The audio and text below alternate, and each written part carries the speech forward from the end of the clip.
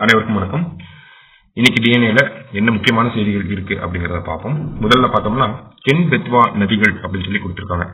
So Ken Betwa அப்படிங்கறத பார்த்தோம்னா நமக்கு ஒரு ரிவர் லிங்கிங் ப்ராஜெக்ட், ஓகேங்களா, ஐஎல்பி அப்படின்னு சொல்லுவாங்க, ஓகேங்களா, inter water river linking project, inter river linking project அப்படின்னு கூட சொல்லுவாங்க. சரிங்களா, கிட்டத்தட்ட பார்த்தோம்னா நமக்கு இந்த கென் பெத்வா திட்டம் அப்படிங்கிறது 1980ஆம் ஆண்டு தேசிய நதிகள் இணைப்பு முனைப்பு திட்டத்தின் கீழ் செயல்படுத்தப்படும் முதல் திட்டம் இதுவாகும் அப்படின்னு சொல்லி கொடுத்திருக்காங்க. அதாவது interlinking of rivers national perspective plan அப்படின்னு சொல்லி இங்கிலீஷ்ல சொல்லுவாங்க. 1980ஆம் ஆண்டு வந்திருக்கும். இந்த திட்டத்துக்கு கீழே செயல்படுத்தப்பட்ட முதல் திட்டம் இதுதான். சரிங்களா, இந்த கென் மற்றும் பெத்வாவை பார்த்தோம்னா நமக்கு யமுனை நதியுடைய துணை நதிகள் இவங்கெல்லாம். சரிங்களா, கிட்டத்தட்ட 221 கிலோமீட்டருக்கு நமக்கு இந்த பைப்லைன்ஸ் மூலமா நமக்கு இந்த ரெண்டு ரிவரையும் லிங்க் பண்ண போறாங்க. அதுல 2 கிலோமீட்டர் அளவுக்கு பார்த்தோம்னா சுரங்க கால்வாய் அப்படிங்கிறது இருக்க போகுது. மத்திய பிரதேசத்தோடைய 10 மாவட்டங்கள் மற்றும் உத்தரப்பிரதேசத்தில் இருக்கக்கூடிய 21 லட்சம் பேருக்கு இந்த ஒரு திட்டம் குடிநீர் வசதிகளை வழங்கும். 2000 கிராமங்கள்ல இருக்கக்கூடிய 7.18 லட்சம் விவசாய குடும்பங்கள் பயனடைவர். 10 லட்சம் ஏக்கர்ல பாசன வசதி அப்படிங்கிறது விவசாய நிலங்களுக்கு கிடைக்கும். உத்தரப்பிரதேசல குறிப்பா இந்த ப்ராஜெக்டோட முக்கியமான அப்ஜெக்டிவே இந்த புந்தேல்கண்ட் அப்படிங்கிற பகுதி ரொம்ப வறட்சி மிக்க பகுதி. சரிங்களா, ரொம்ப பின்தங்கிய பகுதி. இந்த பகுதியோடைய வளர்ச்சிக்காக தான் இந்த ஒரு திட்டம் அப்படிங்கிறது இதனுடைய முக்கிய நோக்கமாகவும் இருக்கு. சரிங்களா, அதை தாண்டி இந்த திட்டத்துல என்ன பண்றாங்க அப்படின்னு பார்த்தோம்னா நமக்கு சூரிய மின்சக்தி அப்படிங்கிறது 27 மெகாவாட் தயாரிக்க போறாங்க இந்த திட்டத்துக்கு கீழே. அதே மாதிரி 103 மெகாவாட் பார்த்தோம்னா நீர் மின்சாரம் அப்படிங்கிறதும் இந்த திட்டத்துக்கு கீழே தயாரிக்கப்பட இருக்கு. சரிங்களா, கிரீன் எனர்ஜி அப்படிங்கிறதையும் இந்த ரிவர் லிங்கிங் ப்ராஜெக்ட் மூலமா சப்போர்ட் பண்றாங்க. இதற்காக மத்திய அரசாங்கம் பார்த்தோம்னா 44,000 கோடியை ஒதுக்கீடு செஞ்சிருக்கு. கிட்டத்தட்ட 8 ஆண்டுகள்ல இந்த திட்டத்தை முடிக்க இலக்கு நிர்ணயிக்கப்பட்டிருக்கு. இருந்தாலும் பார்த்தோம்னா நிறைய சவால்கள் அப்படிங்கிறது இருந்துச்சு. 1980ஆம் ஆண்டு தொடங்கப்பட்ட திட்டம், அறிவிக்கப்பட்ட திட்டம்னு நம்ம பார்த்தாலே ஏன் அந்த சவால்கள் அப்படிங்கறத பார்த்தோம்னா என்விரான்மெண்டல் கிளியரன்ஸ், ஓகேங்களா. சோ இந்த ஒரு விஷயத்தை வாங்குறது அப்படிங்கிறது ரொம்ப பெருசா இருந்துச்சு. பிகாஸ் பென்னா டைகர் ரிசர்வ் அப்படிங்கிறது நமக்கு இந்த ஒரு ப்ராஜெக்ட்னால பாதிக்கப்படும் அப்படிங்கறத சொல்லியிருந்தாங்க.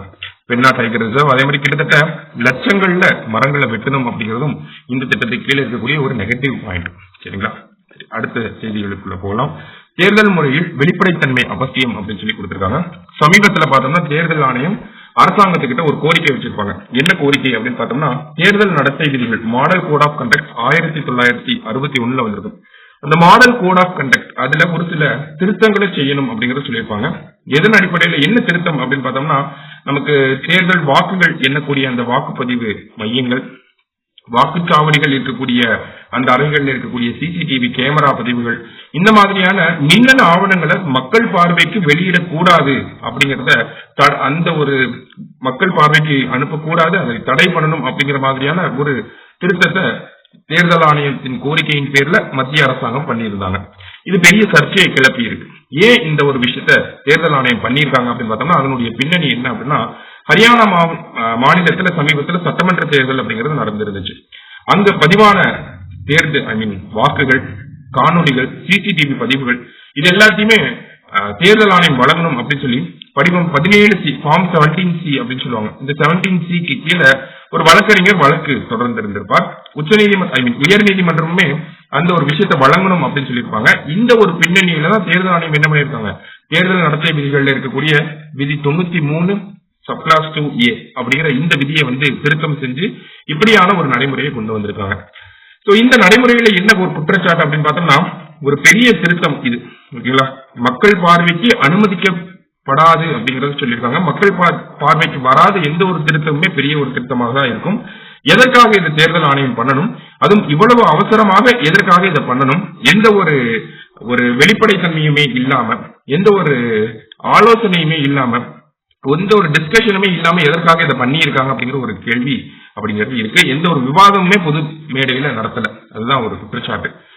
குறிப்பா பார்த்தோம் அப்படின்னா நமக்கு ஆல்ரெடி நமக்கு இந்த ஹரியானா மாநிலத்தினுடைய சட்டமன்ற தேர்தல் முடிவுகளை எங்களால ஏத்துக்க முடியாது அப்படிங்கறத காங்கிரஸ் கட்சி சொல்லிட்டு தான் இருக்காங்க. அதே மாதிரி மகாராஷ்டிரா மாநிலத்திலுமே இதே மாதிரியான ஒரு சர்ச்சை கிளம்பிச்சு. என்ன அப்படின்னு பார்த்தோம்னா நமக்கு மொத்த பதிவான வாக்கு சதவீதம் அப்படிங்கிறது முன்னாடி ஒண்ணு சொல்லியிருந்தாங்க.